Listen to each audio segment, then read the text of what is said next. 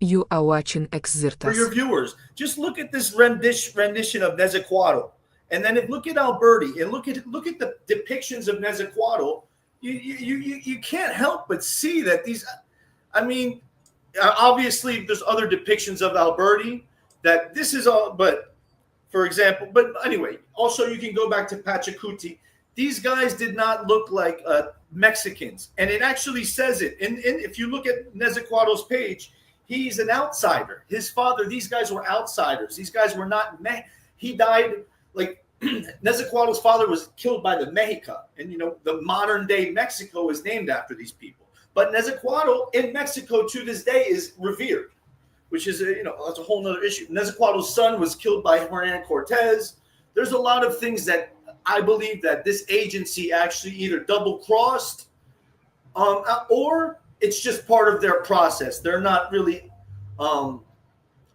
they're assets in a process that there's no loyalty, so to speak. But anyway, back to Pachacuti Nezahualcóyotl. So Pachacuti, that's Pachuti.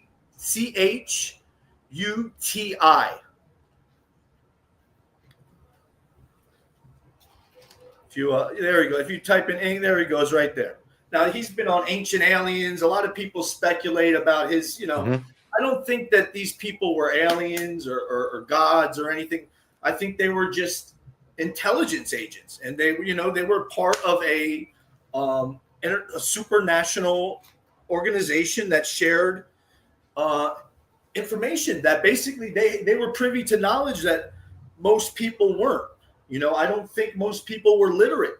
I mean, it's a proven fact. Most people were not literate in the 15th century. It wasn't until, decades and even centuries after the printing press that there was a collective knowledge of how to read. We don't really understand. We don't think about that. But this is mainstream.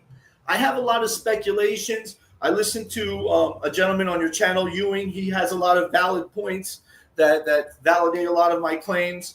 And they're not really my claims. In all honesty, like I said, I got a lot of my stuff from Anatoly Fomenko. A lot of 80% of his stuff was incorporated into my theory. But he doesn't mention Pachacuti, Nezahualcóyotl, the Voynich manuscript. That's kind of why I start off with this. And that's kind of why I start off with this in the book, because this is an interesting thing.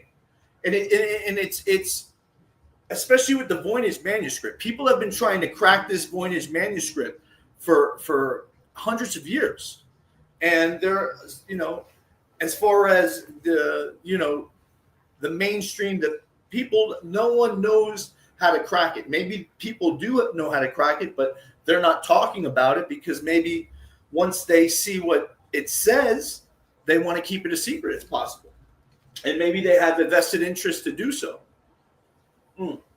So there is one simple thing I would like to bring up. Also, this I learned through David Ewing Jr. because I wasn't properly aware of this. Are you familiar with this Linotype machine, which I'm showing on screen right now? So this is apparently the modern variants of printing.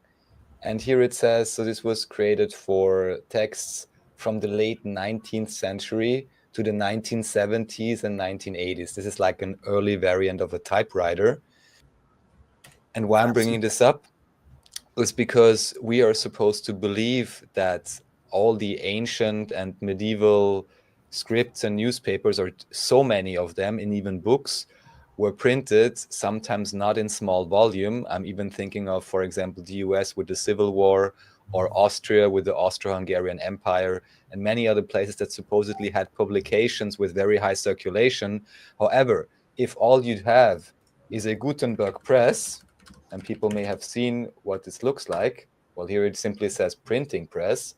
Yeah, but that's accurate enough. Actually, at this museum, you can even find online videos, maybe even of exactly this guy showcasing how this type of printing works in a traditional Gutenberg printing press. And it is the thing is that it is a very fragile system.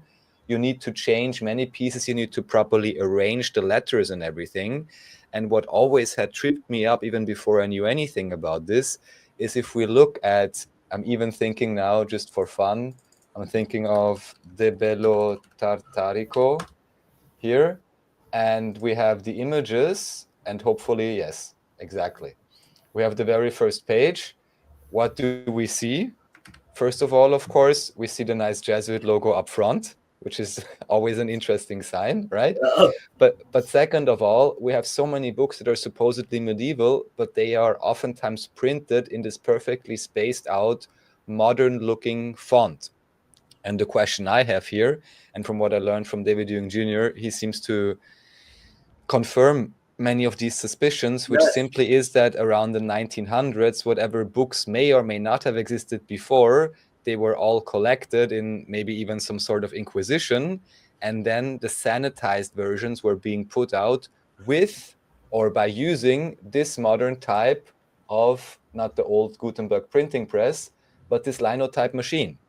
So this is one of the bottlenecks I perceive in history, just in terms of printing capacities and possibilities, where it very much looks like everything was collected, who knows how much was burnt and hidden, and whatever was approved for the modern reset of the 20th century, 1900 something, was then re-released through these linotype machines. That is just my understanding, since you brought up the printing.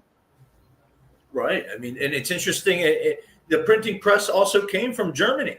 It came from Germany around the same time the German Rosicrucians came about. That's what is also an interesting fact, and how the Rosicrucians are so obsessed with history, and that ties into the Jesuits. Yeah, obviously, if you study occult for more than a couple hours, you run into the term Rosicrucian.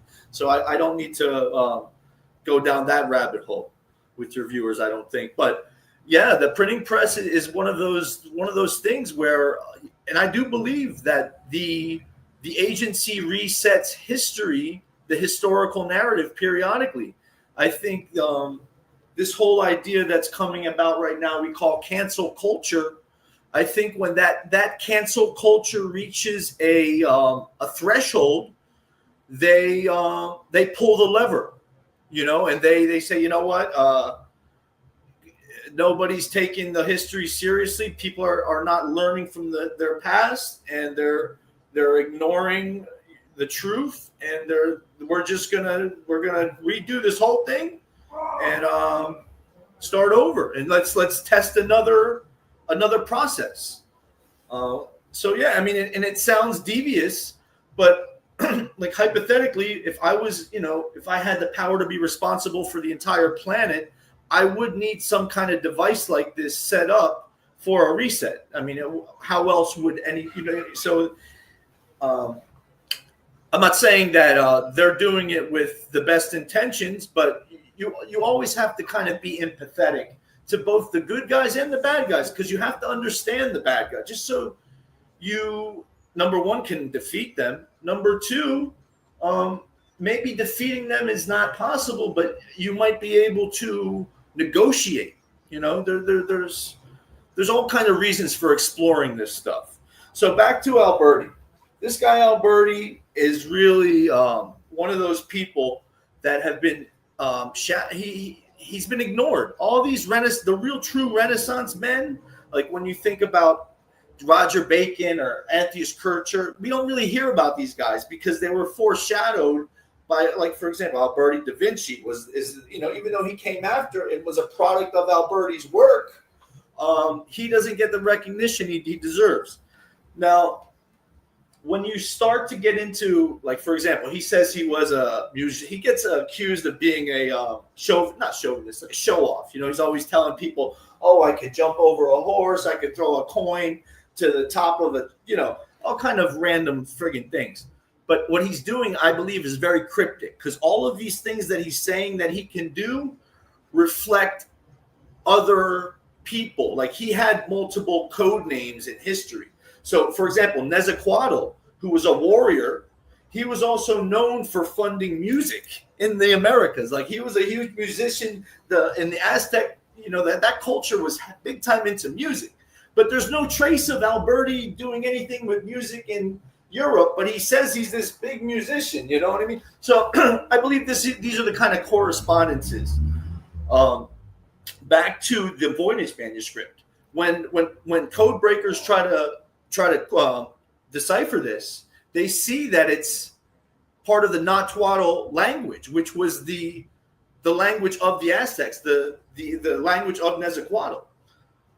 So there's so many correspondences between Pachacuti, Alberti, and Nezahualcóyotl and this Voynich manuscript that I really believe I have discovered the author.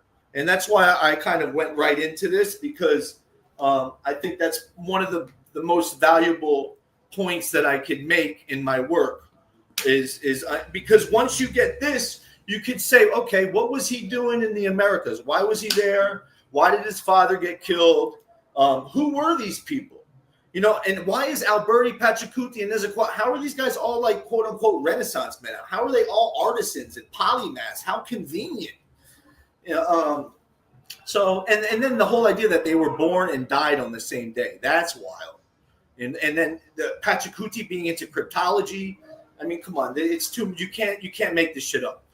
So moving forward, I believe when the printing press came out, because you got to keep in mind, within like a decade, the printing press, guns, and the nautical sail all came about.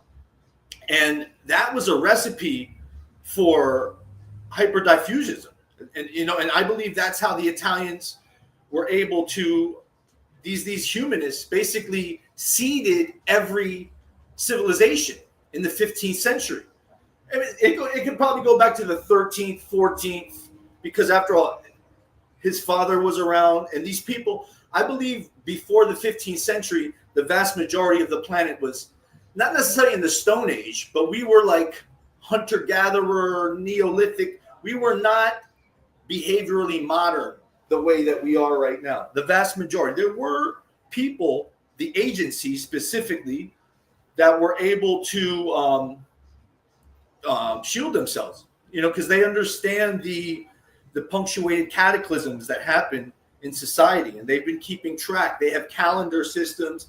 They have ways of measuring when the next hiccup's going to be, and they capitalize on these events to not only rewrite history, but preserve the human species.